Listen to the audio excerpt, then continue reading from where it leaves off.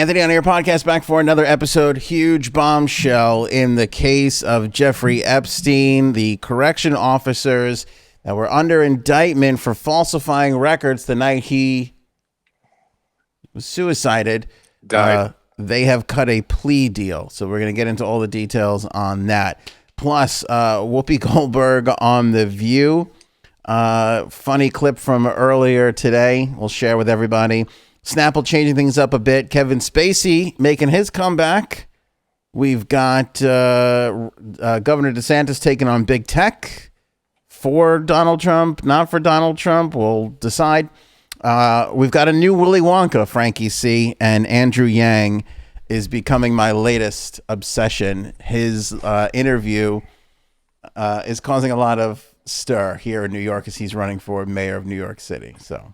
Sounds good to me. What you got your arrow all over? Oh, my arrow's all off. Let's put it up on Epstein and get right into this big developing story from over the weekend, and that is the two Bureau of Prison guards who were on duty at the Metropolitan Correctional Center when Epstein died by suicide have entered into agreements with Manhattan prosecutors that could end the criminal case against them if they cooperate with an ongoing Department of Justice Inspector General review.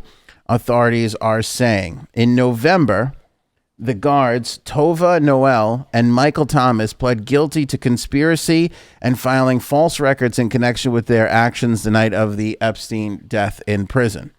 They will now provide, quote, truthful information related to their employment by the Bureau of Prisons, including about the events and circumstances described in the indictment, according to a letter from federal prosecutors that was filed in court papers on Friday. The guards will also complete 100 hours of community service. They're due in court Tuesday, tomorrow, this week, and that is the latest information on that. So just to catch everybody up on what happened, the night that Epstein gets suicided, the guards failed to complete several rounds of inspections. The required counts of prisoners on their watch in the specialized housing unit where Epstein was being held.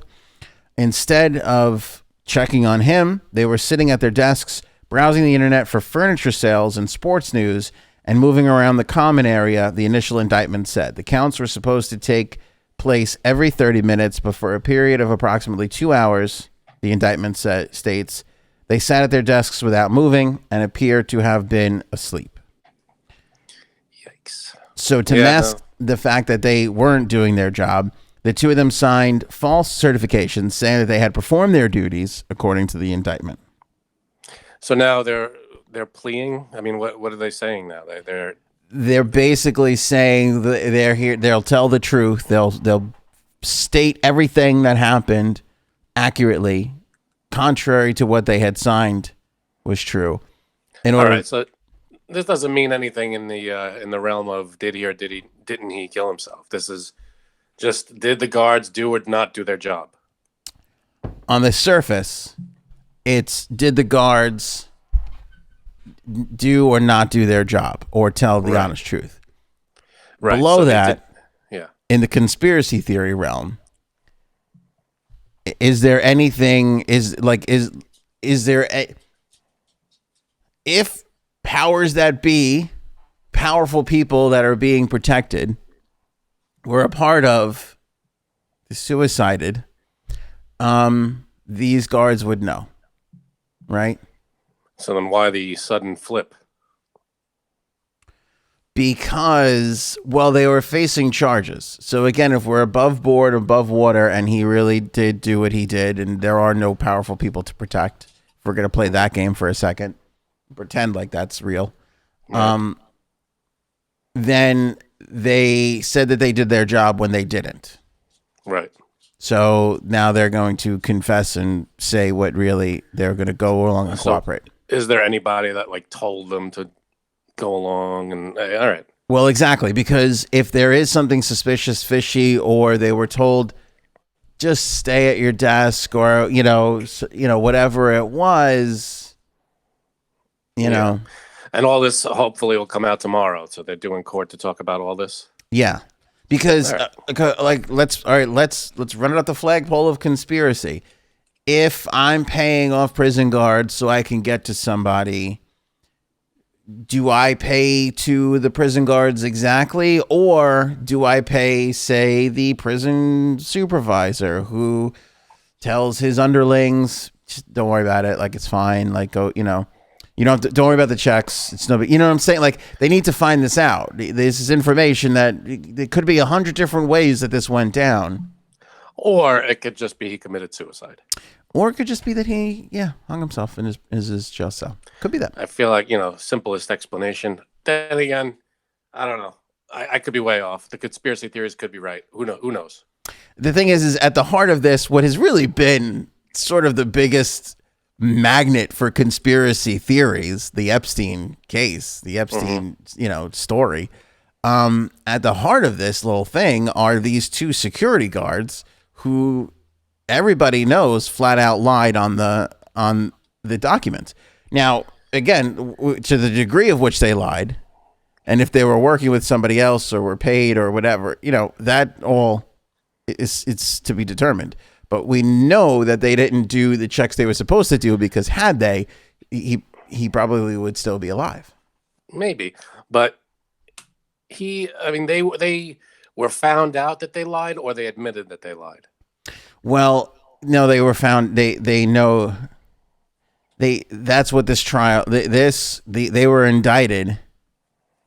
Because they lied. Because if they were legitimately checking on him every 30 minutes, there's no way he would have been able to tie his bed sheets up as much as he did and hang himself. Well, how long does that take? From a height that's basically undoable. I mean, it's not. I don't know, but half an hour to tie a bunch of bed sheets together, and how long could that take? I mean, I'm not an expert on that, but I can't imagine taking more than a few minutes. Well, okay, but even still, no. I mean, you really. To go from everything being perfectly normal to tying up sheets, doing the act itself, and then being there, they didn't find him for 2-3 hours. You know what I'm saying? They could have, even if at some point in a half hour, if you're checking on somebody every half hour, if he started from the second that last check happened till the 30 minutes, I find it hard to believe that you could execute that much work. And I don't know what went into it. I don't know how involved it was. A sheet.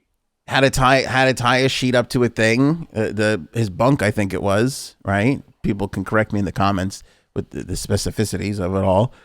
That's basically it. But even if it was it wasn't from that high. He kind of did this lean forward-y thing. They were saying, I don't know. It's all very suspicious. Again, even this is because the city coroner said it was suicide.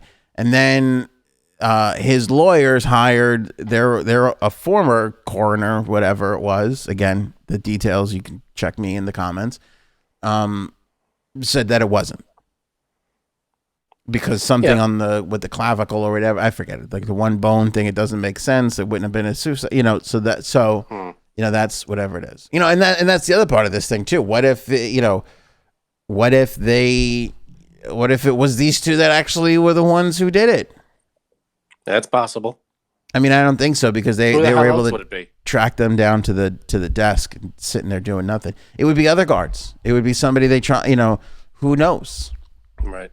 Either these two are super heavily involved, or again, maybe it was a supervisor or another worker that was just whatever, it's fine. Don't make a big deal. We're supposed to check every 30 minutes. If we were working together, and and it was your turn to I don't know, refill the coffee filters, and I was like, don't worry about it. I know the manual says every 3 weeks you refill the coffee, but we don't use it that much. It's no big deal. You'd be like, all right, I'm not gonna. Yeah, but that's a coffee filter. I'm just saying, Yeah. No, I get it. Check the office general email. You know what I'm saying? If I was like, we barely get them, I'll keep my eye on it. Don't worry about it. You'd be like, okay, all right, okay. Yeah, no, I mean, who knows what these two are going to say, and if we could believe what they're going to say tomorrow. Who knows? Who knows? But I mean, the recordings, the video surveillance was down. There's also all these things. like 19 things had to happen in order for this to go off with nobody knowing how or what it was, and all of them happened. No, it's very weird. I don't know. A guy how do you get to a guy in a locked cell in the middle of a jail? It's obviously you got to have inside connections and you got to be allowed in. But I don't know. I mean, look closely at these two people. I have no idea. And again, like that's why this plea deal is such a big thing, because either there's three outcomes. He did it. Epstein did it to himself. There's no parties, accomplices. There's nobody protecting and whatever. And they were just negligent at their job. You know what I'm saying? They were directly involved, and Epstein was suicided, and these people know who it was, and they helped the cause, and they received benefits from it and whatever. Or these two people were played by another party, and they are innocent, and they were just negligent at their job, kind of, because they were just like, whatever. It was, everybody who's got a job can relate to the fact of the manual says this, but realistically we kind of do it this way. Everybody can. Sure, but depends on the job. I mean, if you're a doctor, you kind of have to go with the exact steps. I mean, if you skip a step in certain jobs, bad shit happens. Yeah. So this is one of those things. Yeah, but again, these people, this isn't surgery. You know what I'm saying? So yeah, but you got to watch out for that kind of shit, especially if you're watching high-profile people. Agree. Agreed. Well, we'll see. But again, if it's your supervisor or the guy who's got 30 years of experience on you, and he's like, "Hey, whatever, just take a look at, maybe it's at the point that he's there, maybe it's pretty common that everybody at 2 a.m. or whatever takes that 2-hour snooze and doesn't do those half-hour checks the way they're supposed to. Maybe he knew that. Yeah. I mean, who knows? Maybe he caught on to that routine, and that was it. And it could be that, or it could just flat out be, somebody gave him a bunch of money to just, take a breather. Yep. It's crazy to think now because of everything that that's out about Epstein, right? But when you think about that time, because everything explodes from the time he's arrested, right? Which was just a few days, weeks, whatever, before that time. But I feel like it's grown in its lore and our understanding of it all, especially has really exploded onto pop culture since he died, right? Mm-hmm. So if you're a prison guard and somebody comes to you and says, look, this guy was a piece of shit, right? And here's a bunch of money, my point, what I'm saying is if you're a prison guard and you have somebody that's done terrible things, okay, and you don't really know that he might be protecting a lot of other super powerful people that helped him do these terrible things, and they were like, yeah, we're just gonna like he's an easy person to not want to protect, is what I'm saying. Like if somebody came to these guards who make God knows what could they be making, Frank? Right. 50,000. Who the hell knows? Who the fuck knows? Average salary for a person. Yeah. And goes, here's 20 grand. Like, just what's the big deal? Don't look, just look the other way. I mean, you wouldn't feel. Yeah, I don't know. I mean, an average person who doesn't know the details of it probably wouldn't feel that bad about the mass trafficker being taken out. What's the big deal? No, that's, I guess. But again, I don't know. You want to see justice played out. Yeah. You don't want to see him go through the ringer. Yeah. Well, who knows? By the way, speculating about all of this. I mean, we don't know anything. We just don't know anything. But, if we're playing the games and the conspiracies back and forth, it's an interesting, little thing. It's a lot of explanations floating out there. So who the hell knows which one's the right one? It's important to have these two tell the absolute truth of everything that happened that night. Because again, and the reason why I bring this up, and not that I'm like, oh, these guys are innocent, but if they are innocent, maybe something they say will trigger and help get whoever is really the person who, Yeah, absolutely. Could be someone above them. Could be anybody. Who knows? So hopefully tomorrow some more truth will come out. Could be anybody. I mean, when you look at prisons in general, like a lot of the times drugs, weapon, like all these things get snuck in. You know what I'm saying? Like these things happen in prisons. Somebody's benefiting from this stuff. It's not just the stupidity of prison guards. And I say that with the utmost respect for prison guards because I know 3, to be honest with you. Okay. So, I'm not saying they're all stupid. I'm just saying somebody somewhere in the chain is getting something. Yeah, maybe. Or again, it could be he killed himself. We don't know. It can be. Yeah. We don't know. That's the official story, but who the hell knows? And at this point, we're so biased about it. Like we're just, because we're hoping that these people are going to come to the table with information that will lead to whatever that will, help identify. Absolutely. So hopefully we'll see. So we'll see. So the news today is the letter. They'll appear in court tomorrow at the time of our podcast and, be in front of a judge and give the information. So even on this little mini part of this story, we got a ways to go to finding out what exactly it is. Are they offering something, or is it just the flat out they're going to just tell the truth and, because when you think about it, though, there's got to be something more to it, because why would prosecutors offer them a deal? Why would they cut them a deal if they didn't have something to offer? They would just go to the trial and be able to prove that they were negligent and they would get jail time. It's a weird thing to have to offer people a deal just to get the truth out of them. Yeah.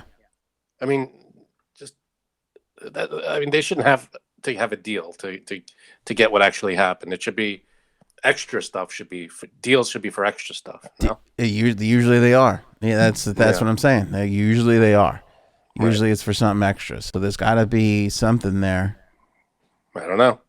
Again, we're speculating. Yeah, because again, if I'm the prosecutor and I got them to rights, I know that they lied. I know that they missed the checks. I know all this stuff. Why am I cutting you a deal? Deal schmeal.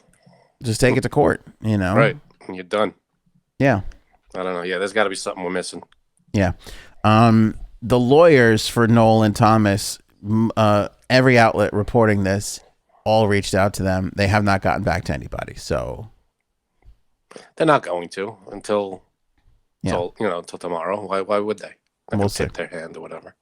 I guess not. I guess they feel like they're not going to tip their hand. So we'll have to wait and see on that. So that's the latest with Epstein.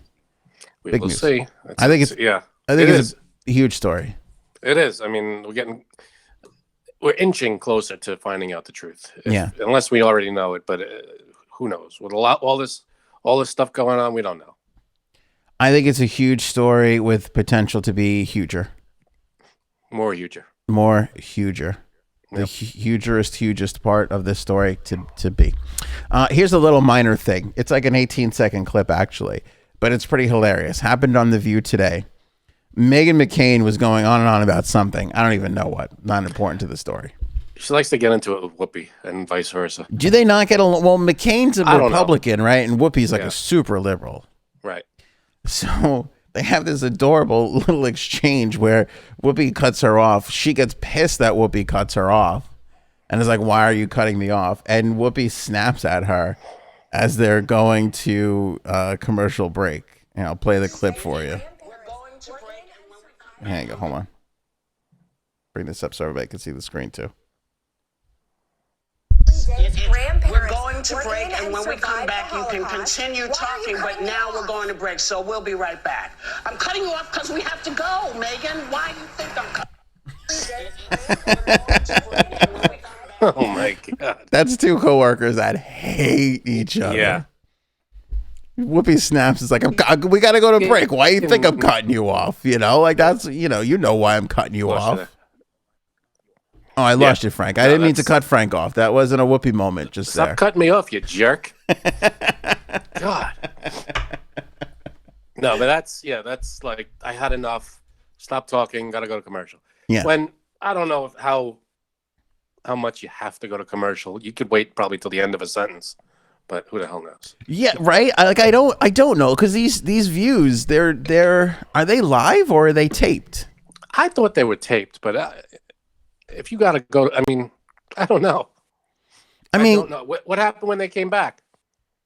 I don't know. I don't even care to look. I could care less. I just like that they were fighting with each other. That's the best part about it all. Man. But they do topical stuff, don't they? Like every day they talk about what's in the news. Yeah, they talk about every political stuff. So and then I'm going to assume it's like it's if it's not live, it's live to tape. Then meaning that they'll tape all the segments. Like when you ever go see Letterman or no? Okay, when you go, the show is literally an hour. Like it's the hour, and so the band plays off into commercial break, and they take if the commercial is like 3, even though they're taping it in advance. If the commercial is like 3 minutes, like they take 3 minutes, right? And then the band starts playing the comeback song, and then they come back. So it's literally like they tape it like it's live. Right. I'm going to assume that this is the same thing because The View is on pretty early in the morning. Isn't it on at like 10 or 11? Yeah, something like. When the hell are they taping it? They're not taping it the day before. They're not taping it the day before, so maybe they're taping it like an hour before or morning. Maybe it's live. I don't know. Yeah, so they could have rigid segments where they got to go. They have an out where they have to. They got to hit that mark. I'll look it up right now. View live. But you're right. There is that little bit of like, well, you can let her finish her sentence if it's like 10 more seconds. It's live. It's a live show. It's completely live? That's what the internet's telling me. All right. So then if it's live, you gotta go. Then she's got an out. She's got to go. Yeah. I mean, what was she saying that she cut her off? I don't know. She was blabbing on and on about whatever. See, in radio, when you got to hit a break, like it's 2 ways. I've done it where if the show is completely local and it doesn't matter, if you got to break at 7:15, let's say, if you broke at 7:17, it didn't matter as long as you got that break in there. But then there's other cases where like sometimes you may be on more than one station and the commercials have to line up because they're coming from different places. So if you don't hit that 7:15 break at 7:15, you're weird. You're screwed. Everything's going to be messed up. So, and like Meghan McCain is like like she's been doing this for a long time, so she should know. Like it's not just Whoopi who basically drives the train. Everybody should know how it works. Because you get that 2 minute, 30 second, 15 second, 10 second, whatever countdown. So you should know. Yeah, we gotta go. Wrap your shit up because it's time to go. Yeah, especially if it's live. Come on. Yeah. I just love how Whoopi just loses her mind. Like, you know why. I'm cutting you off. I love it. She just lays it down. Yeah. I'm telling you, we gotta go. That's it. It's over. Yeah. Move on. Which to me makes Meghan seem like she was just complaining about, like, to ask why are you cutting me off? Like, like in Whoopi it says why. Like, so you probably weren't making a lot of sense of whatever the hell you were saying anyway. No one's listening. So let's go to commercial. Yeah. Yeah, this one's blabbing on and on. So let's just cut out of this. But here's what I want to talk about with the View. They are losing. They're missing out on such an opportunity. Okay, to show the behind the scenes of this friggin' program. Because if we got to see the interaction of all of these, are they all hosts? What would you even call all these panelists? Yeah. Hosts. Whatever.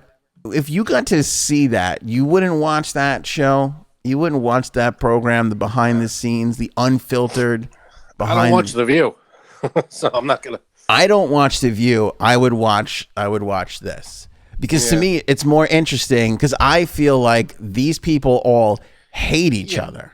Well, they're not gonna want to. I mean, if you're them, they're not gonna want to broadcast that. They probably would never sign up for it, but I mean, I would love to see that. Yeah, but no, they're not going to sign on to that. Because, would they do that? I mean, they keep swapping these ladies in and out. It doesn't even matter. At some point, they all wind up hating each other. Like, they all can't stand each Yeah, other. what is that? It's impossible to, because you have show business people. You have the pressure of ratings. Yeah. Oh, with a dash of politics in it. I mean, it's just like, it's a breeding ground for hate. I can't imagine. Yeah, no, they have that. And they have that nailed. I mean, and that's, that's what makes it interesting, I guess. The controversy, the back and forth, the conflict. Like, you, me, Jay Sams, we could mix it all up here. It's gotten heated at times, but there's like more years than I care to mention on this podcast. Friendship behind, like, underneath it all. You know what I'm saying? So no matter, we weren't just thrown together because it's our job, right? So no matter what happens, I feel like there's a base here. When you've got somebody who's got their own interests coming in, and you could be fired, or they could be, like, it just takes one. Like, nobody's gonna get fired off of this podcast. Like, it's never going to happen. No. Frank could be found guilty of murdering one of my parents, and he would still be on the first episode when he gets out of prison. Not live from? Well, I don't. It depends on who the prison guards are that would let you get true. You know what I'm saying? Yeah, they sneak stuff in and out all the time, like you said. Never know. But one wrong, audience survey, and you're done. It's over. Like, you know what I'm saying? Like, if those ratings dip 10%, and on that little survey, they're like, we don't like Meghan McCain's dresses. Like, you're fired. It's over. Yeah, it's over. That's like, that's not entirely fair. Those little things like that. No, that could make or break it. It's really not fair, but that's kind of the way it is. So that's why I kind of want to see the behind the scenes of this stuff, because I just think you just want to see disasters unfold. Yeah, I mean, but it's like they're rolling. It's not that I just want to see car wrecks, but they're rolling cameras at the exact wrong time. We're seeing the most uninteresting part of this whole entire dynamic. You should go watch it live. Go to the studio audience. Maybe, but if you they yell at each other over the breaks. If you told me there was a live stream on YouTube where I could see it all, an hour before the show and 2 hours after, until when everybody shows up and then when everybody leaves, I would watch that. I would pay monthly for that. I'd pay $10 a month for that easily. You think they sit down outside of the show together at all? Never. Like, they don't do like a pre-show warm up. Here's what we're talking about. I know table read almost. I know nothing about this, and I can tell you honestly that the first cast, who was the girl who started, Barbara Walters? Yep. When Barbara was there, maybe for the first 6 months, they had coffee together, like pre-show meetings. It was all fun. Now I bet you they all show up at different times. They all get prepped by like 6 producers. The first time they're probably seeing each other is when they get on that stage. That's true. And that's the end of it. I can see that being the case. Yeah, that is the end of it. Yeah, they probably want nothing to do with each other outside of that. Nothing to do with each other. Maybe 1 or 2 of them are kind of friendly or whatever, but I bet you, I mean, when you think about the average workplace and how much people talk behind each other's backs and shit on their coworkers, this is that times a billion. That's true. Yeah, it's not good. No. Not a good atmosphere. And again, we're literally seeing the 1 hour out of the 6 possible hours. We're seeing the dullest 1 hour out of those, out of the time it takes to put the show on every single day. If they're worried about over at ABC revenue, you want to up your revenue, just show us the behind the scenes of The View. Exactly. Unedited. That would be good. They're not going to do that, though. You got to get them to sign on. And you're right. They're not. So find people that will sign up for that. You know what I'm saying? But are you going to care? For those people, you're probably right. Because I want to see Whoopi. You want to see Whoopi and McCain go yelling at each other. And all the other ones. Is Joy Behar still there, or did she leave too? I think she's still there. Yeah. Yeah, they never look. I don't know anybody else. never, ever, ever look at each other. No. Snapple. Now, Frank is against this topic. I want you to know. Yeah, we talked about this right before the show started. In our pre-show meeting, Frank shat all over me with this topic. You told me the topic. I said, "Oh, what happened with Snapple?" And you told me, and I went, "What else happened? Anything else?" I feel like this is all right. So I go to get pizza today. Mm-hmm. By the way, I'm driving, and I'm behind this guy who has a huge American flag Q on the back of his truck. Let me see. Really, Q. If I could zoom in so you can't see his license plate. Yeah, I can. Look at this guy I'm behind. Look at that. What are you doing, buddy? I mean, I understand everybody got caught up in it a little bit. I'm sure some of our audience did too. But go back to the episode where we review the HBO documentary. It basically, that Asian guy made it all up. I mean, it's obvious at the end of that doc, he just made all that shit up. Yeah, I mean, you don't think the FBI, the CIA, you don't think they would find who this person is if it were real? I mean, you don't think they'd dig them right out? You know what it is? In the era of Snowden, I feel like something like these things kind of do exist and happen. Yeah, but Snowden went in and out. He left the country and it was gone. Yeah. Gone. This guy claimed to be infiltrated at the highest level and was still there and feeding it. It's like those people get caught. That documentary on HBO is so good, and I feel like it's also this thing, and I'm not going to rehash my opinion on it because you could just go watch our podcast or listen to our podcast on it, but it's this wonderful congruence of all these things happening at once where maybe there was originally somebody who kind of knew some stuff who started leaking it out, but then when they switched the platforms, that clearly wasn't him. But it started gaining all this momentum, and then maybe there was people from the Trump campaign like leaking shit to this person.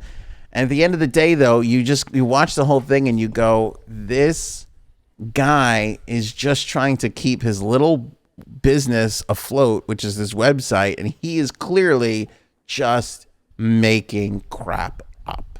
Because when it did get shut down finally, he went on Twitter and was doing the exact same thing under his own name. Yeah, it doesn't make any sense. Why would you do that? So, you have no info anymore, so how? But my point is, I bring this up because if you were in on the Q stuff and you fell for it, okay, all right. But at this point in our process, to be riding around with an American flag Q on the back of your pickup truck, that I'm not so sure about.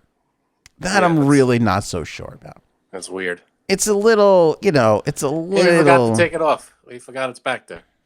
I don't know my taillights are out unless someone tells me. I was just saying, it's a smidge. Like if you were reading, you're like, oh, okay, okay. If you believed in it, okay. But to have that still being published on the back of your truck on a daily basis, kind of like, No, you gotta move on. It's like, and let me finish my example here. It's like the people who have on there. I was behind I don't know what happened today. But this was on the way to get pizza. Then I was on the way. Then I went to go get a coffee, and I was behind a guy whose sticker on the back of his truck was "Biden's not my president. Trump is still president." Whatever the sticker said, it was some catchy little thing. And I thought about it, and I was like, "This is so embarrassing." But I thought back to when was Trump elected? 16.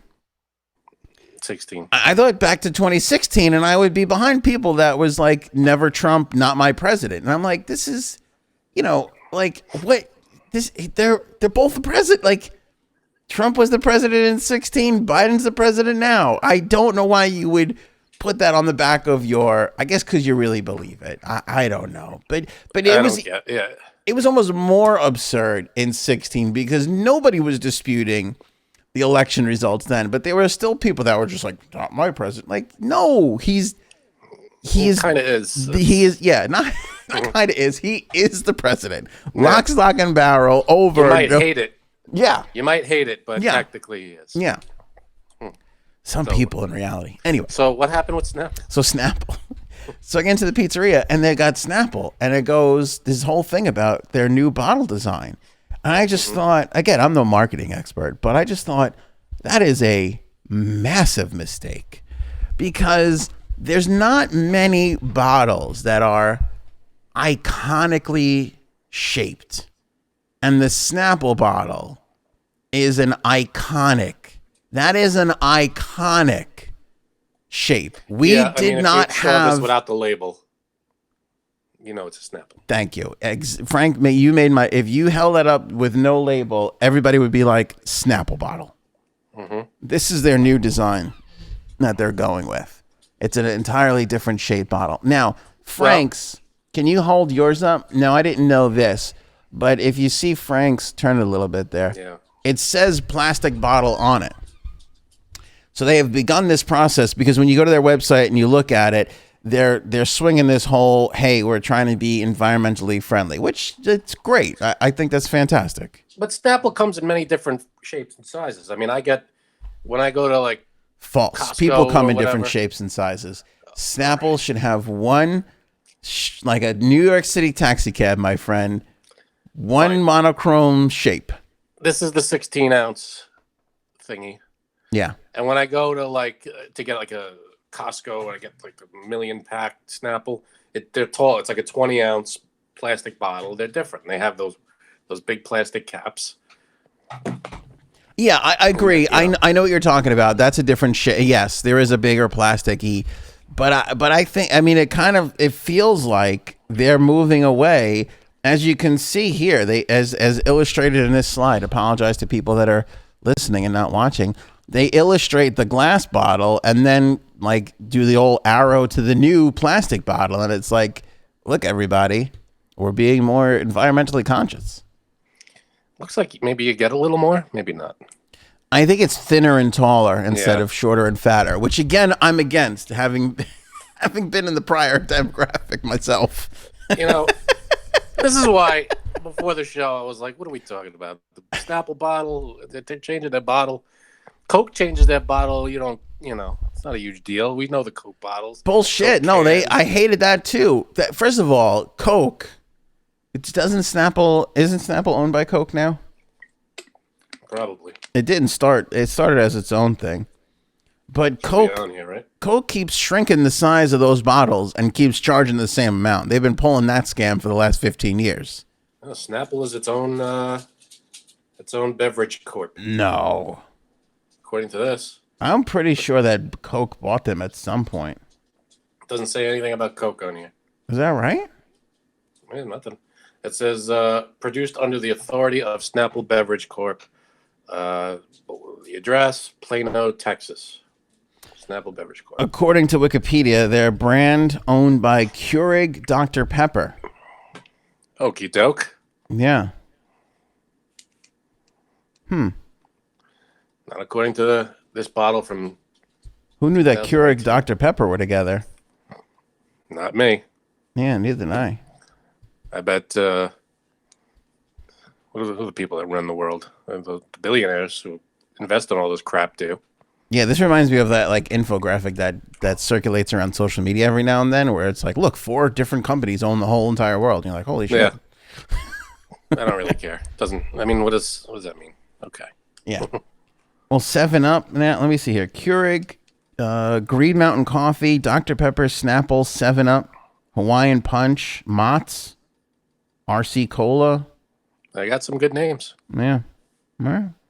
And they're owned by JAB Holding Company. Okay, see? Now who owns them? Exactly. Some billionaire asshole, probably. Mm-hmm. Subsidiaries are Pete's Coffee, Caribou Coffee. Pete's Coffee? Panera Bread, Krispy Kreme. If I keep clicking stuff on Wikipedia, I'm gonna get to Bill Gates. I know it. I know it. Yeah. I'm sure he's got stock in this somehow. He's probably got it in Coke, in Pepsi, and everything else. Yeah. I just think this is a colossal error because that bottle it's part of the brand. You know what I'm saying? Like, yeah, but I'm not gonna stop buying it because the bottle changed. I know, but it's like, like Coca-Cola, for example, they're still pumping out those old school glass bottles because that is part of Americana. Now, it's not a majority of people go to the supermarket. They odds are going to buy a regular plastic big bottle, but they're still making those little glass bottles because it's such an iconic thing. You know? Yeah, but again, I don't buy this because I miss the iconic plastic Snapple bottle. Who the hell cares? It's a I'm gonna get the whatever the hell they sell it in. I know, but it's all part of it. They could sell it to me in an open shopping bag. Just pour it into the plastic bag. Tie the top of the bag, the two handles, tie it in a knot, and they just hand it to me. I'll just punch a hole in the bottom, and I'm good to go. Yeah, you love Snapple. You are. It's good stuff, Mr. Snapple. It's apparently made from the best stuff on earth. I don't want to start any rumors, but this is what I hear. I might be wrong about this. This might be incorrect, but I feel like Snapple was a New York City company at first. So I feel like we saw it. Oh, maybe. We had it in New York before the rest of the country did. But I remember early on, this was one of the last couple of things I really fell for in my younger days. I fell for marketing, and I feel like most people, who doesn't? Most people did 25, 30 years ago. We were just like, oh, like, so like when somebody's like made from the best stuff on earth, you were like, oh, this is great because it's made from the best stuff on earth. But I distinctly remember I put a Snapple bottle. Well, because it was like, and they would show like the leaves, like the tea leaves. And you were like, oh, this is, this is incredible. Made from black and green tea. Yeah. So I remember I accidentally left a Snapple bottle in my garage, and there it sat for like a year and a half, maybe even 2 years. And when I rediscovered it, all the powder. That's the best stuff. It all settled on the bottom. Yeah, that's the tea and all the shit that they mix. And I was like, "What? This is bullshit." I'm like, "This they put some powder shit in there, mix it up, and send it out." You want to see the ingredients? The ingredients are here. It is. Not that many. A real tea starts with the finest tea leaves and is made from filtered water, sugar, citric acid, tea, natural flavors. Mm-hmm. That's it. Yeah. There's no hydrogenated whatever the hell. Yeah. That's it. That's all. I mean, sugar is the big thing, but it's all natural stuff. Naturally flavored with that's funny. It's a weird phrasing, I have to admit. For a Snapple fan, it says right on the top here, naturally flavored with other natural flavors. It's a little weird. It's that subsidiary game all over again. It's like if we just keep saying natural flavors, we can hide the bullshit in one of the natural flavors. And then I like, they give a little story on the side. There's like a paragraph. Then you got the fact underneath. You are all all in. I would say you're more Snapple than the old Snapple lady. That's what I would say. Wendy the Snapple lady. Yeah. I'm a number one fan. I actually had the privilege of meeting Wendy the Snapple lady. What happened to her? I don't know. It was great. This is an embarrassing radio story time. I'm doing an appearance. Okay. And it's me and Wendy the Snapple lady. Awesome. Ask me where the appearance is, Frank. Don't tell me it's at like a Coca-Cola place or something. A rest stop on the side of the New Jersey Turnpike. I mean, you can't get more pathetic radio. That's when you hit the big time.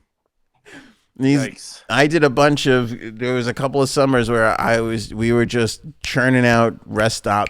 Like they were redoing the rest stops. And so it was like, hey, the rest stop is new and all this jazz. And I feel bad telling these stories because the rest stop people were so kind to me and the station. I love when they redo rest stops. They look great and they have good stuff. I love a good rest stop, but still, rest stops are great. When you look back at the pantheon of entertainment, and your story is me and Wendy the Snapple lady at a rest stop, it doesn't quite. I would never stop telling that story. Me and Wendy lady, the Wendy Snapple lady. That's it. We were taking on the world. Yeah, there's a picture of me and Wendy somewhere. I could dig it up if people need proof that this really happened. But So I met her, and this was I feel like a number of years after she stopped. And maybe it was when they brought her back, because they brought her back again, if you remember. I can't remember. For like a Super Bowl ad or some shit. Yeah, I can't remember. But no, they brought her back for but then a while. I don't know. She had a second run for a while. But I remember, like, when I met her, she was just going on and on about how much Snapple sales fell after they got rid of her. Like, that was her thing. She's like, you don't even know. She was like, Snapple percent, like 30%, like across the board. I was like, no kidding. And she would like, just all this crazy, and it was like 43% in Delaware. And I'm like, no shit, in Delaware. Like, I was just like, that's terribly fascinating. Wendy the Snapple lady. I could listen to Wendy the Snapple lady all day. But give me all the Snapple facts. She was a sweetheart. Like, I would be doing the same thing if I were her. I'd be like, that fuck those guys. They fired me, and look how shitty they're doing now. If I were Frank the Snapple guy, yeah, I would be the most annoying. I would never stop talking about Snapple. I'd be like, this is the best thing ever. What are you talking about? Let's go. Yeah. Got the fact underneath. What else you want from them? You got a Snapple fact. You got the story on the side. It's a paragraph. You read about it. You got all the information you could ever want on here. It made for the best stuff. You got the weirdly phrased, naturally flavored with other natural flavors. Yeah, you love Snapple. Frank loves Snapple. Oh, look at this little joke. They don't have to do this. On the side here, it says "shake it" in with an exclamation point, and then it says, "Then shake the bottle too." See? You don't get that with Coca-Cola. You don't get that kind of sass. You're right about that. Who else but Snapple? And then it says settling is natural. That's probably another poorly phrased thing. But settling, like you said, the stuff settles at the bottom.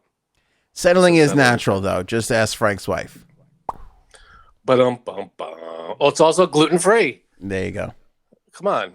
What more do you want from these people? And that's one of my favorite marketing things ever. When the product that shouldn't have gluten, and they're like, but it's gluten-free, and you're like, well, my cell phone's gluten-free. Yeah, exactly. It's just like, wait, you stop jumping on the latest trend. Here on Long Island, GMOs, that's the big one now. No GMOs. GMOs is big. Here on Long Island, in the hoity-toity Hamptons, right near where your old pal Aunt resides, we have Montauk. Have you ever had Montauk iced tea? I don't think so. They sell Montauk iced tea locally around here, and if you look, they are in the Snapple bottles. And I wondered, that's bull. And they've been around for a while. I wondered, like, if there was like a thing, like, because I'm like, that's like you would. I feel like that's again. I mean, this one has the S engraved on it, right? So I feel like there's all different kinds of things. Like, but I feel like I've seen Welch's grape juice in something like this. But be honest, we did not have this shape of a bottle prior to Snapple. No. Like, that was in the beginning, and I know people are like, it's just a bottle, dickhead, move on. But in the beginning, it was a big part of them distinguishing themselves as completely different from all the other BS that was out there that was not made from the best stuff on Earth. Well, that's the thing. Now it's not so unique, the bottle shape, I guess. So they gotta, why hold themselves back by an outdated bottle shape? I don't know. I think this is Big Beverage ruining an iconic brand, if you ask me. I think they're gonna march on. Snapple 2024, baby. I'm surprised more political candidates don't take on like just big time sponsors. I feel like that's all they should take on. It should just be sponsored.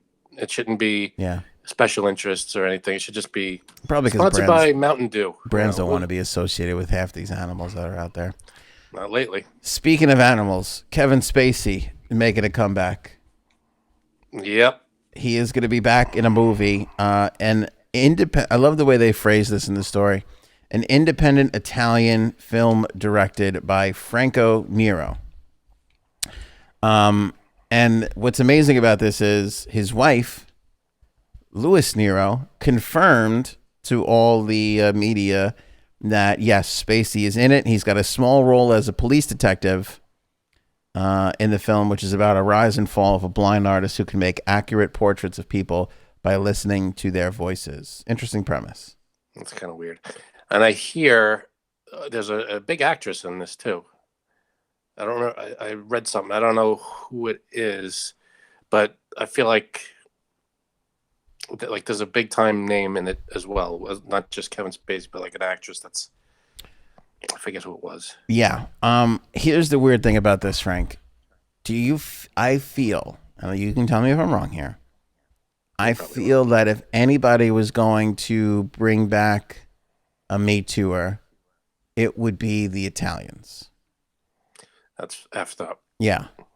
But why would you say that? Well, because we're kind of touchy-feely. We're, just ask Governor Cuomo. We don't... Hands-on? We don't have... Yeah, but we're not assholes, though. I know, but like you hear about, like, if the percentage of women who complain about being like barked at, I feel like is split evenly between New York City and Italy. Like, how many women do you know have gone to Italy and they were like, the men, they wouldn't stop with the comments all the time. Like that's every woman's story coming back from Italy. It's like, yeah, it was they were a little like, a little gross. Yeah. Maybe. I don't know though.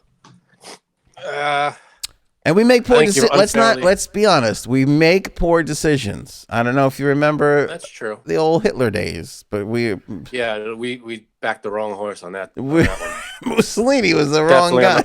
Definitely on the wrong side of that that little conflict. Yeah, we're famous for making some poor decisions in the past. Is all I'm gonna say. I'll give you that. Yeah, that's true. So yeah, I guess, but I mean. I remember when after everything happened, after everything went down, he was in some movie, and I think it made like $7 or something, right?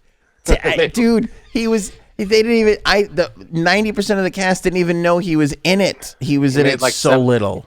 He made like $700 or something, and it was like 10 people saw it. It was so messed up, and he was in it so little. I forget the name of the actor, but the name, there was another famous actor was like, I'll shoot his scene, reshoot all his scenes. I'll do it for free. And they still did it to try and salvage this film, which had nothing to do with him. And people were just like, no, that's the Kevin Spacey movie. Yeah. We're all going to remember about it. 3.5 minutes of screen time out of 2 hours. And they're like, that's the Kevin Spacey movie. Fuck that shit, Yeah. Is anybody going to see this thing? You think anybody's going to see it? I don't know, but there's the producer. You're like, oh yeah, we have Kevin Spacey in our movie. He's like, what? Like you just said, the movie that people accidentally, before all this even happened, was filmed, tanked. Now these people are like, oh, we got Kevin Spacey. Everybody, guess what? It's gonna be great. You think anybody in the room was like, who? What? Are you kidding? Yeah. This is a joke, right? Yeah. Well, it's an indie movie, so who knows if they're financing it themselves or the people that are financing it don't give a shit. I don't care who's financing it. I mean, there are certain landmines you just don't step on. Personally, I heard Bill Gates is financing it. Now, I don't know. We're currently investigating that allegation. That could be. But it feels like this is probably Gates related. That famous Italian Bill Gates. Yeah, Bill Gatesioni. Gatesioni. Gazzarella. Well, you didn't know he was really Italian? That's you do your research, Frank. Okay, yeah, I got to do my research. I don't know what I'm talking about half the time. No, but Snapple, that's the big story, baby. So I don't know how this is going to be received, but I feel like I can tell you. I feel like I need to apologize to the world on behalf of my people yet again. Man, we're not doing good. Every century, we're screwing something up. Well, here's the thing. We scored so many points with chicken parm. I don't know if you know, but it's like very popular. It's one of the best. I don't know if that makes up for all this stuff. So far, the things that I'm apologize for on behalf of my people were Mussolini, this, and the Olive Garden. Those are the three things that we are terribly... Although I feel like the Olive Garden, that's a bastardization of our food. So we should be upset about it, but still... I'm going to go out on a limb here. We're not here to split hairs. It's our fault. We're sorry. I went to the Olive Garden once in my life, mm-hmm. and it wasn't terrible. I'm not going to say it was great. Yeah. I'm not going to say that home-cooked Italian food isn't better or Italian restaurant isn't better. Yeah. But it wasn't, it's in between fast food and like it's a step above maybe fast food. I know what you just said, but here's what I heard. I got robbed once. It wasn't great, but I wasn't killed or seriously harmed. See? And that's kind of what it is. It's like, yeah, but do I want to get robbed again? No, but the here. breadsticks. I lived. Yeah, the breadsticks. Nobody's arguing with the breadsticks. Endless pasta. Yeah, the breads. Well, that's endless indigestion, is what that is. Yeah, my wife just said I gotta revoke my Italian card. Yeah. I'm gonna add this. You're number 4 on the list now. To be fair, I had it when I was very young, and I don't remember. That's true. I haven't been there recently. But you made a lot of mistakes when you were young. Remember Spacey? Enough said. Stacey's mom. So that's that. Governor DeSantis continues to be the best Trump guy we got. And I love this When you guy. say best, what do you mean? Like, here's why he's the best. So today, he passed a law in Florida. I don't know how legal this is. I like when people pass laws because they can, and it might not have any hope of actually being a real thing. But anyway, it's a big thing with big tech, okay? And he basically signed a bill into law that allows Floridians to sue the Facebooks and the YouTubes and all that stuff for monetary damages if they're deplatformed. Maybe the most famous resident Florida has right now is a guy who is deplatformed by every major network. By the way, Alex Jones, 5 minutes after, announced he's moving to Florida. It's like, I got to get in on this lawsuit shit. But yeah. They're not even. It's so blatant. It's not even. They're not even trying. But wait till you hear what this is why he's great. I'm gonna play a clip of what he says. But just to give everybody a little bit of a background, as it stands right now, I forget what it's called, 230 or 231 or whatever the hell it is. There's a law basically that says you can't sue social media networks. For they have this. It's a little blankety in that they have some litigation protection from being sued. And the reason why that law, which some people think, which ironically enough, Trump and Biden both want to get rid of, but for different reasons. The reason why is they have it because it's social media. So it's not Facebook or Instagram or YouTube putting stuff out. It's you and me. It's people. So to be like, oh, Jerry said this thing, I'm going to sue Facebook now because it's on Facebook's platform. You would have 1,000 lawsuits an hour. Yeah. You know what I mean? So that's why the downfall of social media. That's why these things were kind of put into place. And I think a lot of them early on, I don't know when this thing was put out, 231 or whatever the hell it's called. I don't care enough to know the exact name, but that's basically what it is. It was early on. Like it wasn't like it was put out like last year. It's been around for a little while, this thing. But anyway, so DeSantis he announces this bill, and some reporter who's doing their job, but mainstream media, asks but who wouldn't ask this question? Like, hey, the president lives here. You're passing this thing. Like, are these two things related? And he calls them out for being like unfair. That's an unfair question. And the crowd goes wild for this guy and his example. Ugh. So here it is. You'll hear the start of this. You'll hear very, very minimally the reporter asking the question off mic. And then here comes DeSantis' response. Here it is. It's like, then answer it. Just answer it. If you're going to give the wrong answer, it's an unfair question. Hi, I want to ask you about the bill that you're signing here today. You're a loyal supporter of former President Donald Trump. Donald Trump is now a resident in Florida, and he was deplatformed. Is this bill for him? The bill is for everyday Floridians, is what we said, and it will allow any Floridian to be able to provide what they're doing. So, but I do think that's another issue that has been brought to bear. When you deplatform the President of the United States, but you let Ayatollah Khomeini talk about killing Jews, that is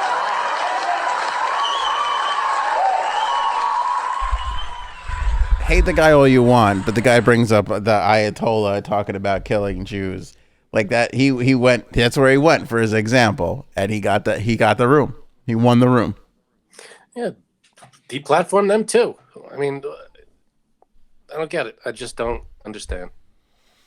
I don't, and that's blatant. That's what he's doing. I mean, that's what brought it up. Yeah, I'm sure that if the president wasn't deplatformed, he wouldn't have came up with this thing. he's kind of saying he would have. Like it's that kind of thing where everybody knows. Sure he would have. Everybody knows what's really going on here, but you can't assume. You know, he made that reporter look stupid with his example.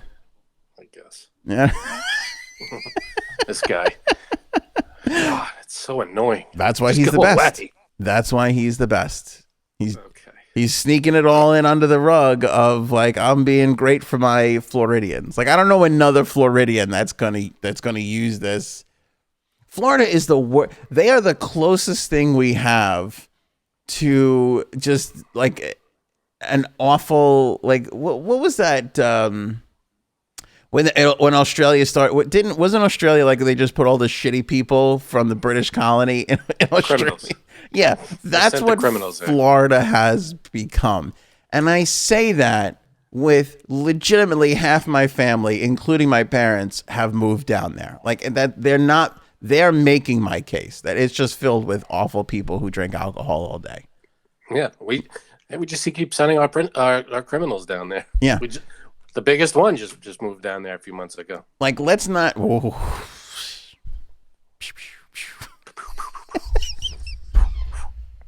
Never misses a chance to take a shot. I love it. But let's not forget the Florida Man game. Remember, you type in Florida Man and any date.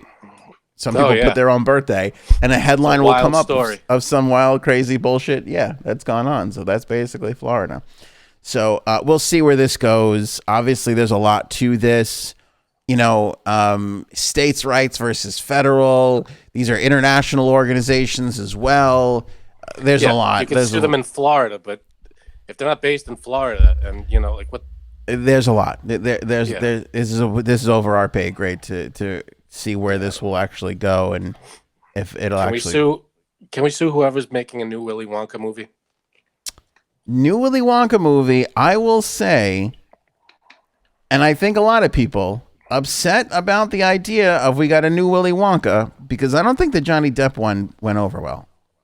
That sucked. It certainly didn't with me, but it seems to make the rounds on TBS and TNT every now and then. Oh, it does. I think that's because it's not everybody's like, just put on Willy Wonka. I think it's because it's, again, to go back to my theory about why people put Christmas movies on in February, I think it's the cheaper of the two. I think, you know. Yeah. And I also feel like the little kids who don't know any better, who like can't stand like the graininess and the 70s-ness of the original, can't relate to it like older people can.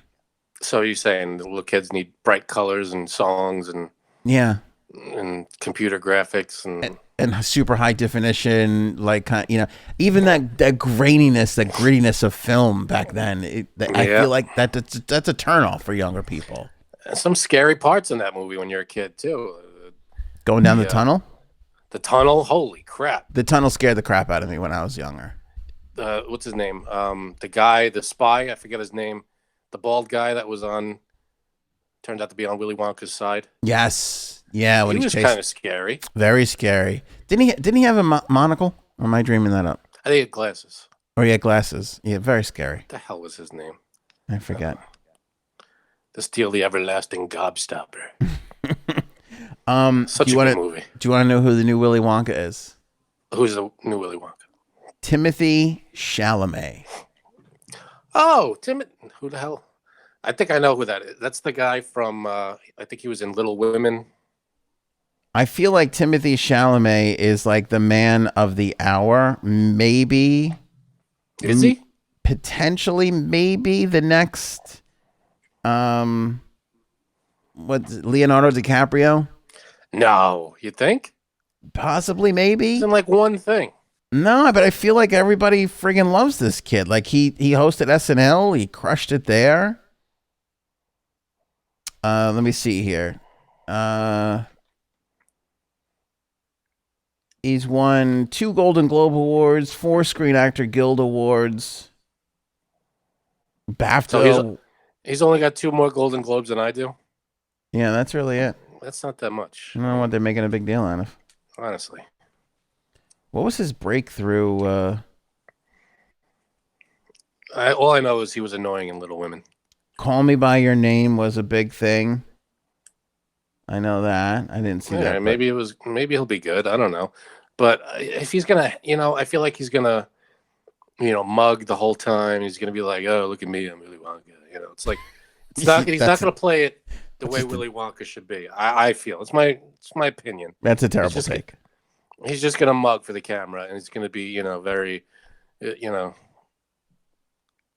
don't know. That's a terrible take. I hate the take. This is Timothy Chalamet right there. There he is. He's a walking mug. He mugs at every, he's gonna be like, Willy Wonka. I don't know. All right, here's the side by side. Kind of looks like Gene Wilder. Looks like the original. Oh, that's Gene Wilder's resting face. He was awesome. Well, and they didn't pick to play Willy Wonka. They didn't pick the most attractive guy in Hollywood, and they didn't pick the pretty boy, and they didn't pick, the young star that, they picked an old guy who was not like a heartthrob or anything, but this kid, isn't he like, he plays all these like DiCaprio type roles. Yeah, well, here's why I went from pissed to kind of intrigued. The new Willy Wonka movie, it's not a remake. It's going to be it's an origin. It's going to be a prequel. Yeah. I kind of want to see that movie. I want to see the origin story of Willy Wonka. I think that's awesome. They showed it kind of in the newer one. Oh, did they? I didn't see that part. Yeah, it kind of sucked. I've seen very little. Again, on the odd occasion, turning it on TBS, but that's really it. I mean, I don't know if they're going to change it, but if they're going off the one with Johnny Depp, should I spoil it? No, don't spoil it. But I don't know if they're gonna. I don't know if it's a prequel to that one or the original. I mean, it's kind of the same story for the most part. Right. It's both. It's off the book is the source material, right? So there's that. But yeah, I like this. I want to see. Now look, if all things were equal and we had Gene Wilder and we could do a Irishman, get Scorsese on it and de-age that motherfucker, that's the way I would go. Good. That'd be my first choice. If we can't do that, give me Timothy Chalamet. That's fine. I'll go that way. All right. I'm in. Whatever. I'll give it a shot. I'm not going to be like, screw it off the bat, but I'm sure they'll do their homework and not screw it up like they did with the Johnny Depp one. Like I'm more excited. Crap. I'm more excited about this one than the Johnny Depp one. Like the Johnny Depp one was unnecessary again for an older person. What a pile of poop that was. Yeah, not great. Not great. Sorry, but, sorry if anybody in our audience worked on that movie, but yeah, holy crap. Speaking of holy crap, Andrew Yang. Andrew Yang.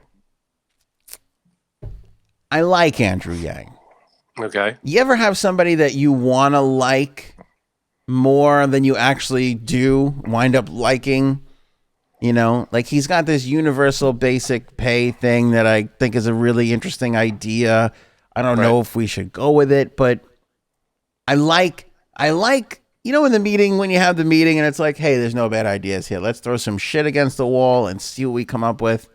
And you come up with something that you're like, oh, this is kind of intriguing. That's Andrew Yang to me. It's like, this is like, there's an interesting idea. Like, if we're thinking about how we can just do society a smidge better moving forward and abandon the old principles a little bit, see how this goes for a little while. What yeah. the hell?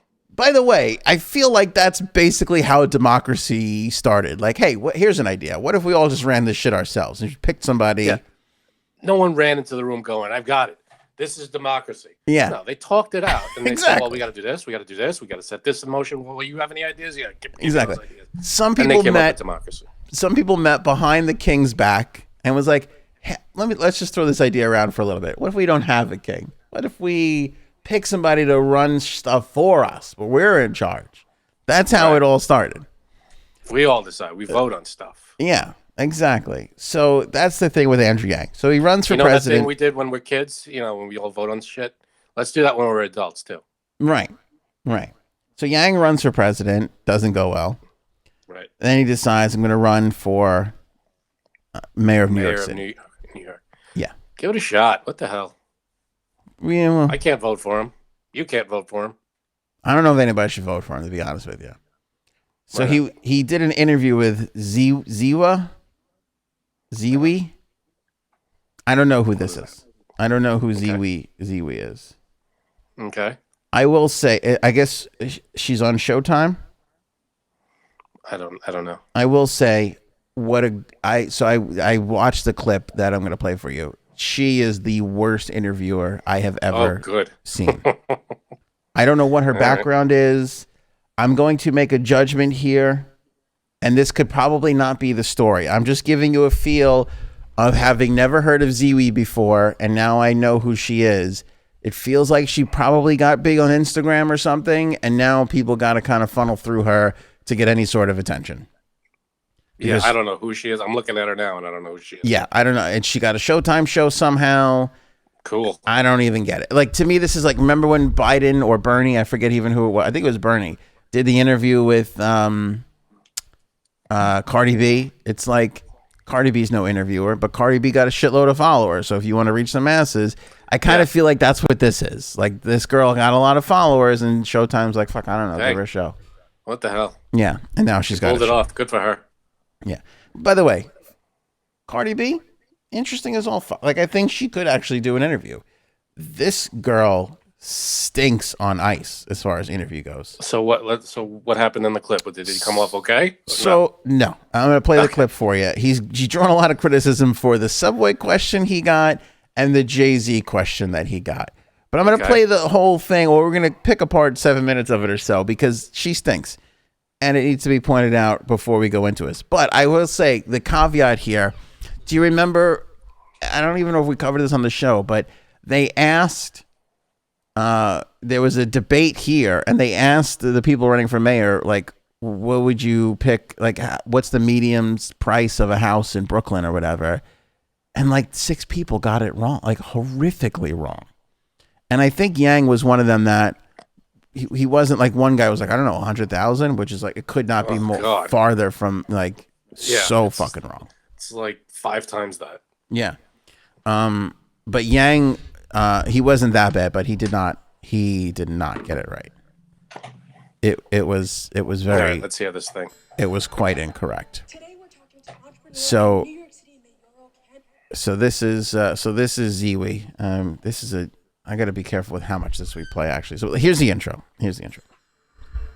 Today, we're talking to entrepreneur and New York City mayoral candidate, Andrew Yang.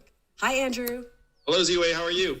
Good. How are you doing, Andrew Yang? Thank you so much for doing my show. You're an icon. Oh, thank you. Okay. Yikes. Okay. Good. How are you doing, Andrew Yang? Like, why are you saying his name twice? Thanks for doing Mr. my Yang, Andrew. Yeah. And an icon? This guy showed up fucking 5 minutes ago. Do you know what the word icon means? Like, come on. You know what I'm saying? Not a good start. Not a good start. Like, I remember like my early days of doing interviews being overly excited for the guests and making such a big deal out of them. Like, to me, that's what this sounds like. But I was on a local shitty radio station. This girl has a Showtime show. I don't know how this happened. I don't know. No clue on how this happened. All right, let me skip around a bit. It might be that amateur style that people like. I don't know. Yeah, I don't know. I feel like shitty is shitty. Like, I mean, by the way, I'm so down for the. It's the reason why we do a podcast. Like, we don't want to work for anybody else. I'm not speak for Frank. I don't want to work for anybody else. Okay, you know, like I'm not. This is not. This is not a jealousy thing. If Showtime came with a contract tomorrow, I'd be like, no thanks, I'll pass. I like owning my own shit and not having to answer to anybody else. I'd take it. No. Okay. But there's freedom in this. You know what I'm saying? No, anyway, it's not. I'm not here to make it about us. But the point is that, you know, I forgot what point I was trying to make. I'm so Excellent. Fucking angry. What was I saying? Something about who cares? Play the all right, it doesn't matter. Her first question off the bat is, who are your favorite billionaires? You know, I used to. But you got to figure someone writes. There's got to be writers, people writing those questions. The point I was making is, I like the alternate, like, you made it big on the internet, like you built it, like if you're good at it. I feel like there's thousands of people that are good at it. Just she's not one of them. You know what I'm saying? So I'm not begrudging another internet person for, like, I don't even know if that's her story. We're assuming. I think you're jealous is all that is. Not at all.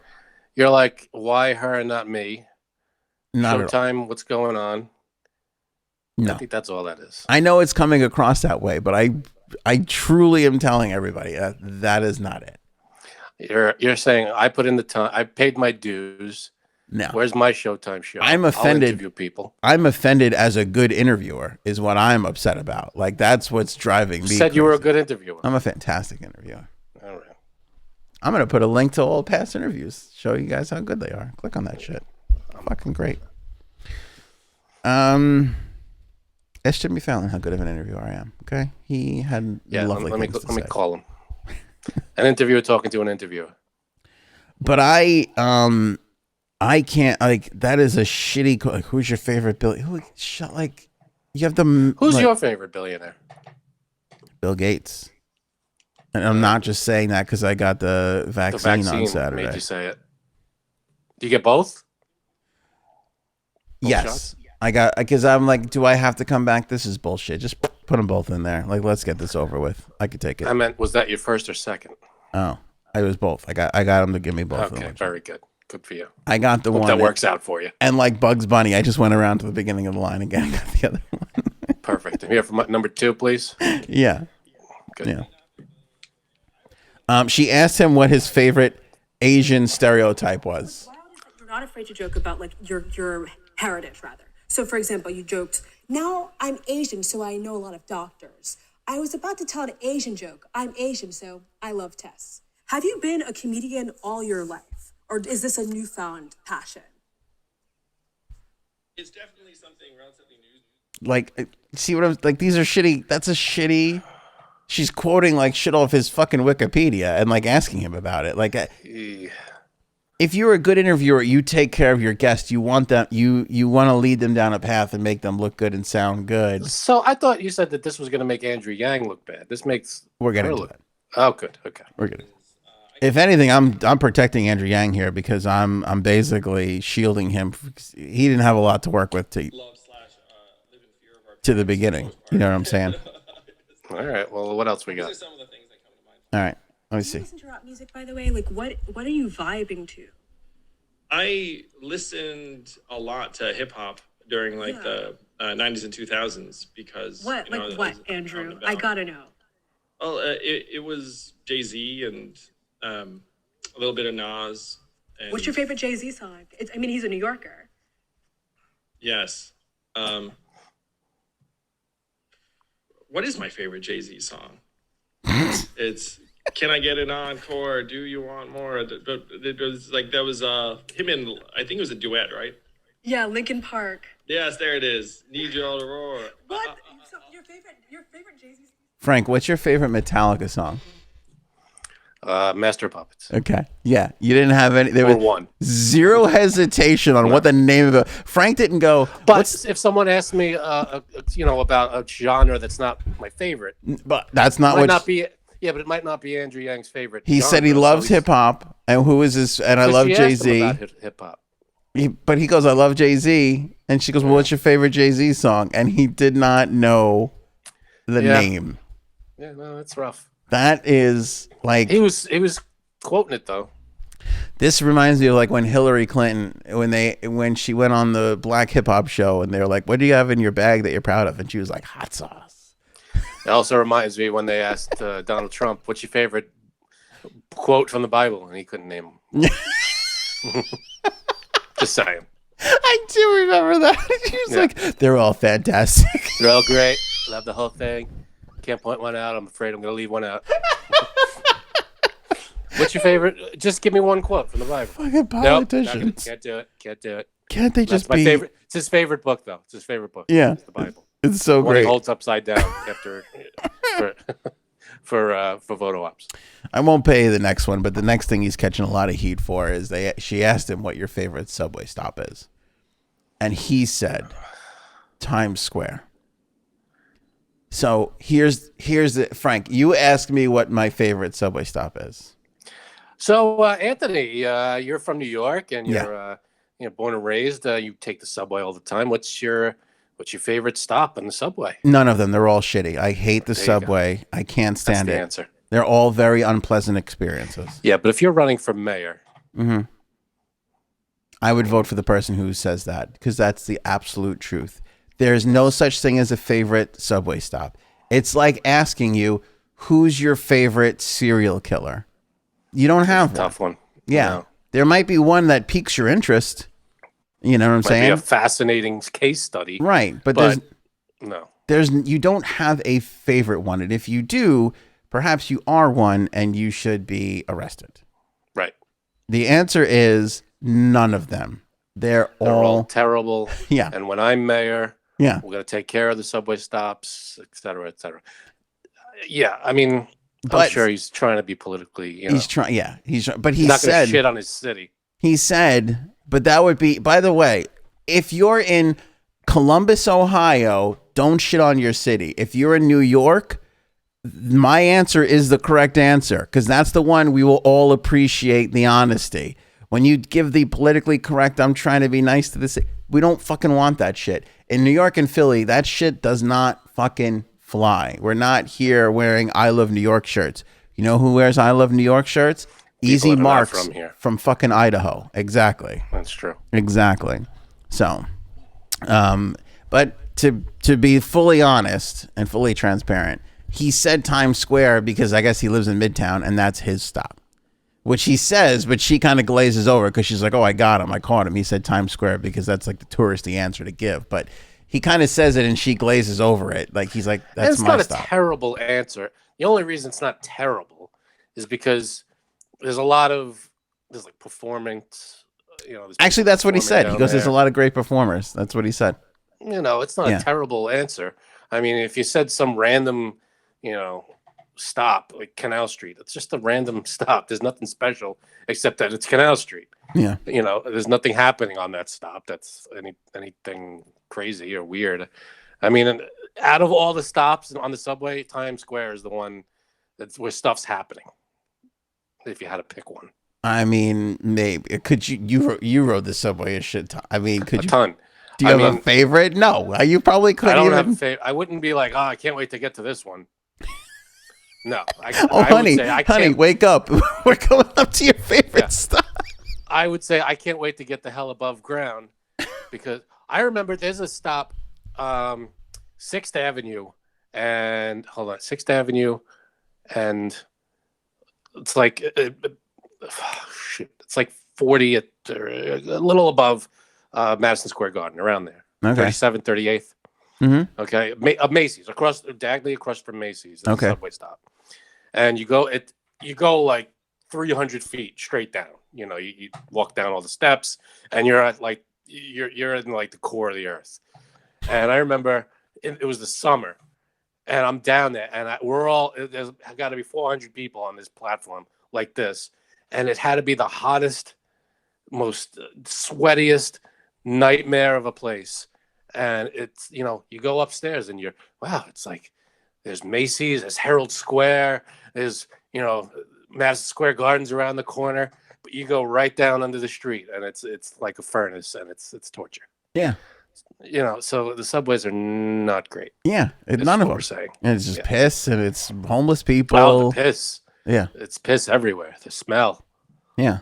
Homeless people, no choice, but the piss.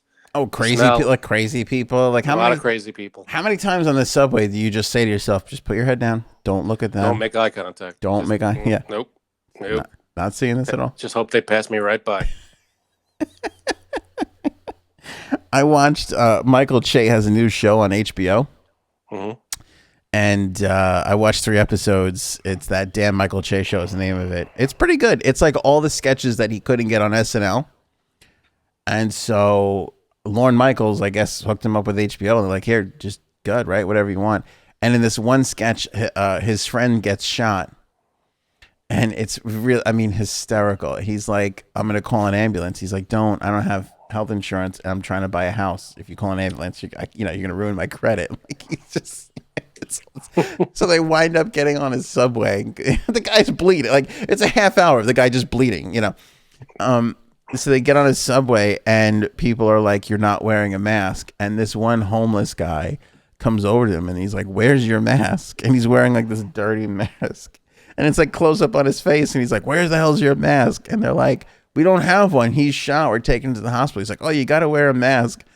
And it goes back to Michael Che and the shot guy. And they go, you're not even wearing clothes. And it goes back to the homeless guy. And he's completely naked. Except for a mask. Yeah, but I'm wearing a mask. So what's the problem? And then he goes, here, I got an extra mask for you. And he hands them a dirty mask. And the guy who was shot, who wasn't talking up until this point, it was only Michael Che who was talking to the homeless guy. He goes, where did he pull that mask from? That's good. Oh, it was so fucking funny. That's the kind of shit that you see down there, though. All the time. The time. I've seen more down there in the subway. I've seen more human feces than animal feces. Oh, yeah.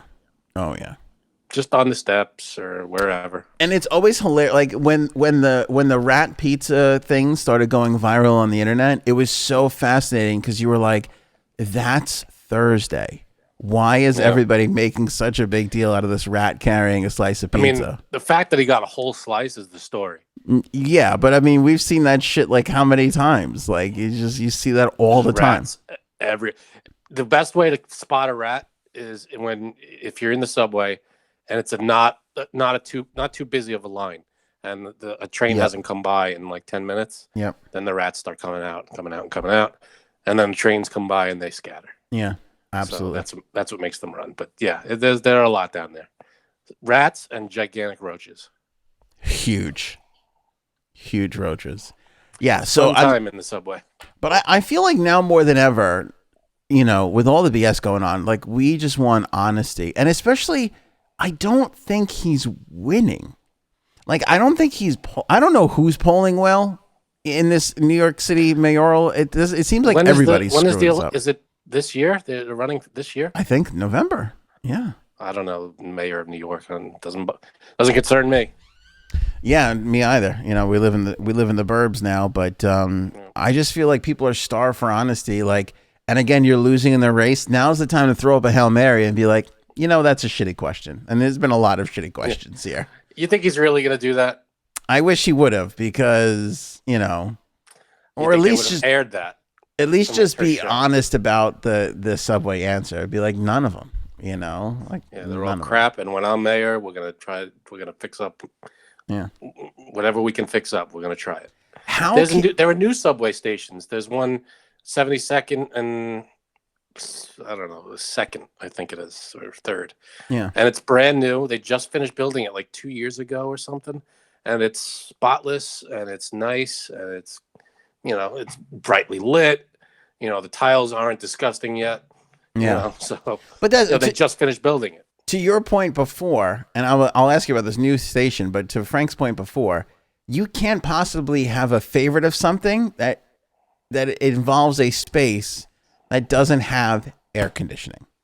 None of these places are like, for people who don't know, they're not air conditioned, and they're not underground. They're not heated either. They're just naturally warm. So it's not like there's hot. Yeah. The only breeze you get is when the train passes by, and you get that urine breeze. Yeah. It's just the smell of the sewer just wafting into your face. Yup. That's the breeze you get. 1,000,000,000%. Now the trains are air conditioned, but the stations are not. No. The trains, I mean, every now and then you get a car that's not air conditioned. Mm-hmm. It's broken that day for some reason. And remember, I don't know if the new ones even do it anymore, but the old ones used to have the window open, and you would know as soon as it pulled up and there was a bunch of windows open, and you're just like, oh shit. Yep. And you happen to be standing in front of that one, and there's 1 million people, so you can't even move down to the next one. Mm-hmm. So you got to get on and sweat it out. You got to get on and sweat it out. And then the window's open, so Lord knows what can fly into that car while you're in the tunnels, Yeah, 'cause we all want that subway tunnel breeze coming in. All the time. Like Trying to nonstop. close it up. Just close it up. Yeah. So bad on Andrew Yang and bad on Ziwa or whoever the hell this person is. I think it wasn't bad. It was a pretty tame interview that wasn't, it didn't. I don't think it tipped the scales one way or the other. Stinks. She stinks. Okay. Yeah. You are jealous, sir. I'm not jealous. Okay, I'm Googling her now. She's a comedian. Now I have even lower of an opinion on her because you should know, like, you should be better than like reading shit off of a card. Yeah, you should throw some jokes in there at least. She was a writer for Deezus and Mero, who I like those guys a lot. I haven't watched their show a lot. They're on Showtime. I don't know what that is. I think they were a podcast or internet show or whatever, and they made it to show like that. I don't watch podcasts. Yeah, you're not into podcasts. That's very evident. Hey, I'm here every day, ain't I? I just realized we didn't put Janine on the screen, and she's been in the waiting room the whole entire time. Apologies. Apologies. Yeah, what are you gonna do? We'll see if we can get her on next show. Sorry, Janine, we had to bump you for for the stupid animal tricks, stupid pet tricks. Try the Ziwa show, Janine. Maybe next time. Maybe she'll put you on. And for the people that think we actually kept her waiting, we did. No. Horrible error on her. She's just not here. Actually, Frank texted me, said, "Don't let that pain in the ass come on. I can't stand her." That's exactly how it went down. It's a direct text. Yep. I'd show you, but we've run out of time. I'm not fighting it. We'll leave it there. And Frank, by the way, you didn't yawn, so I didn't know the show was over. I didn't yawn. I didn't play with my necklace. For those of you that missed Janine, wait. Yeah.